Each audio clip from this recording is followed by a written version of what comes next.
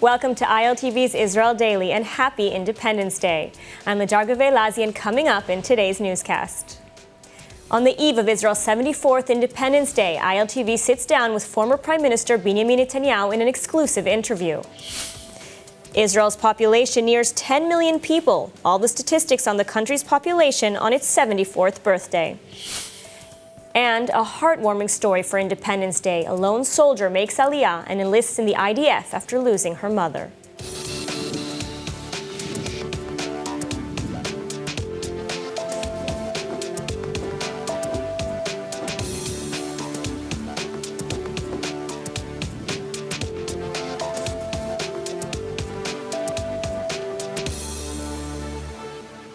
We open this special show of Israel's 74th Independence Day with an exclusive interview. I sat down with former Prime Minister and opposition leader Binyamin Netanyahu. Let's take a look. Binyamin Netanyahu, thank you so much for taking the time to speak with us. It's an honor. Thank you, my pleasure, and Chag Sameach. Chag Sameach. Israel is celebrating its 74th Independence Day, but on the backdrop of a shaky security situation, a recent terrorist wave, riots in Jerusalem. How do you think the current administration is handling the country these days? Well, I think it's very hard to fight terror when you're dependent on the support of the Muslim Brotherhood Party. Obviously, that puts obvious limitations and also gives encouragement to the terrorists because they think they can do many murderous deeds and get away with them. So I think that weakens us. In addition, I think that being a composite government and not a coherent one, that is dependent on merits and far-left parties in Israel, it's very hard to put a strong position against Iran. So they have, I think, an incoherent position against the return of Iran to the flawed nuclear deal, or conversely, the rush of Iran to nuclear weapons without the deal. They should be there much stronger on the international scene, on the operational scene as well, which I hope they do.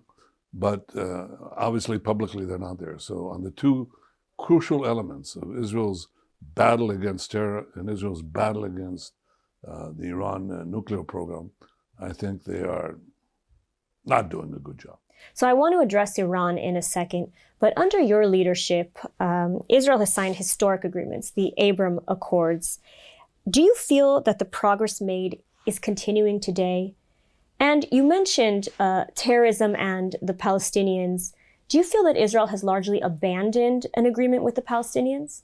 I think that the key to the Abraham Accords was Israel's strength. When the Gulf countries saw that Israel, under my leadership, was standing up to Iran and willing to do something very uncomfortable, confront an American president who was advancing an agreement that would endanger us, but would endanger them too, that's when they came to us. That, coupled with Israel's technological prowess, gave the bedrock to the Abraham Accords, which were then topped, if you will, with the positive involvement of the American presidency. But there was something else that was all the time undergirding this, and that was that we set aside the Palestinian veto. Because for years I've been arguing, that the road to peace with the broader Arab world doesn't go through Ramallah and the Palestinian Authority, it goes around Ramallah.